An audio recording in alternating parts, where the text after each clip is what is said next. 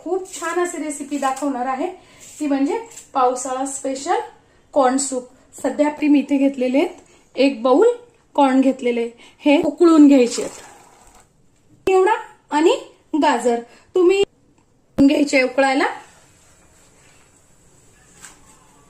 अर्धे कॉर्न मी बारीक करण्यासाठी घेतलेले आहेत आणि अर्धे कॉर्न तसेच ठेवलेले आहेत।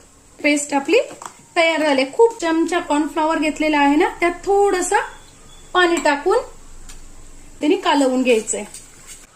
आपण केलेली पेस्ट, जे आपण कॉर्न बाकी ठेवलेले होते ना, ते कॉर्न पण टाकून घ्यायचे।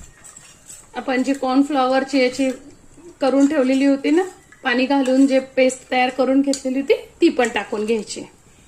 काळं मीठ घेतलेलं आहे, तुमच्याकडे जर नसेल काळं मीठ तर तुम्ही आपलं साधं मीठ टाकलं 1 चमचा तरी टाकेल, चवीनुसार। अर्धा चमचा काळे मिरेपूड ही अवश्य टाकायची आहे, याने खूप छान अशी टेस्ट सूपला येते, कारण आपण मिरची आपलं उकळलंय, भाज्या पण त्यातल्या 3 ते 4 मिनिटात छान भाज्या शिजून जातात।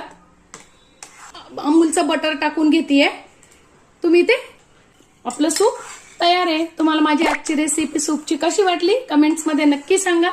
चॅनलवर नवीन असाल तर चॅनलला सबस्क्राईब, लाईक आणि शेअर करा। धन्यवाद।